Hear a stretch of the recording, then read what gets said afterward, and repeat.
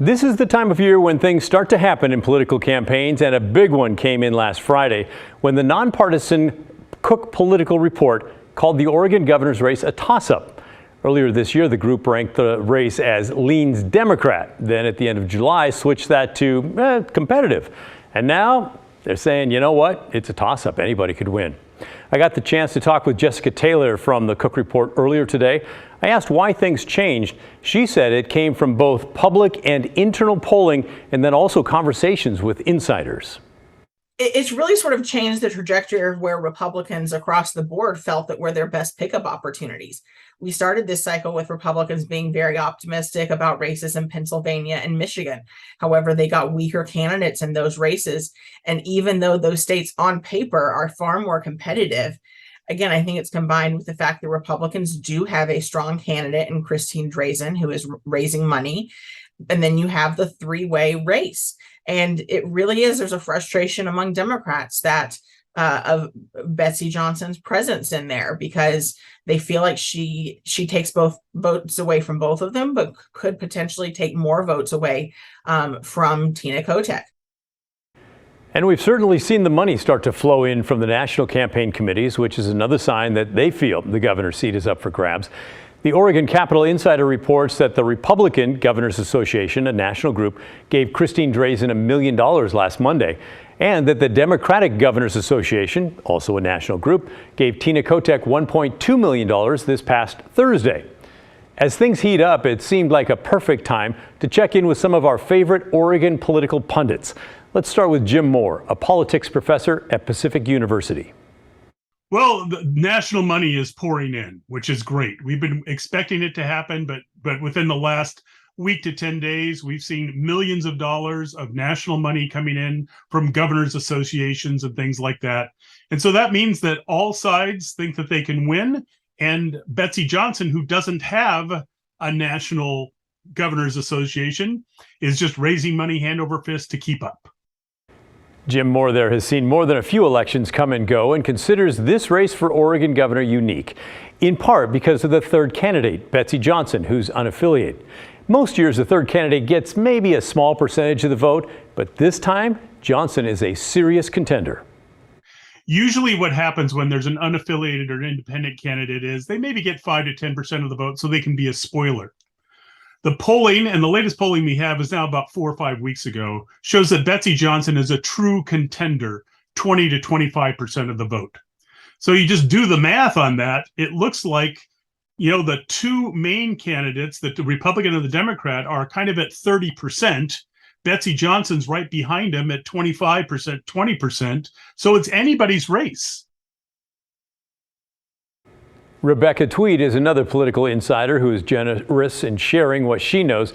She's running several Republican campaigns right now, although not the governor's race, and she took a few moments to talk about what it's like on the inside. We're right in the time in a campaign cycle where this is going to get pretty bumpy. People will report polling numbers that are all over the place. Ads will be all over the place. Candidates will start disappearing so that they can just focus on the do no harm part of the campaign. It's really exciting. And about those ads, yes, I do see your emails, and no, I'm sorry, I cannot make them stop. In terms of campaigns, Tweed says they're all entering a time of very high intensity right now. When campaigns enter this part, it's like heavy strategic phase, heavy communications phase. You really want to focus on making sure that every part of the campaign is super disciplined. And so I call it a do no harm, which is don't put yourself in a situation where you might make that statement that makes a headline, right? Don't, travel around the state in different places when you might need to be in a different place. Every single day, this campaign is going to change. Every single day, there's a new ad, there's a new donation, there's a new message. We're not even to October yet, when we all know the October surprise will come. I think we'll have a few of those. By the way, I asked, and she would not give up what she thought those October surprises would be. It's interesting to take a look at the numbers for registered voters in Oregon and see what party they represent or don't. The largest group does not represent any party. They're the non-affiliated voters, with 1,017,662 members. Democrats have roughly 1,011,000 members, and Republicans 729,535. Here again, Professor Jim Moore. If we look at all the registered voters, it's kind of 35% Democrats, 35% plus a little bit of unaffiliated, and 25% Republicans. So between the Democrats and the Republicans, there's like a 300,000 vote difference there in terms of registration. So the Republicans need a lot of help to get through there.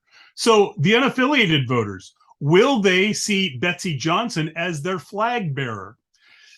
I don't think so, simply because they're unaffiliated for a reason. They don't want to be a part of a party, but that's the only thing that unites them. That's the only thing that unites them. But the thing is, with the unaffiliated voters, they vote at a much lower rate than Republicans or Democrats. In the presidential election in 2020, 90% plus of Democrats and Republicans voted. Only 65% of unaffiliated voters voted. Which is still not a small number by any stretch of the imagination. 65% of all those non-affiliated voters, according to my calculator, is 661,000 people.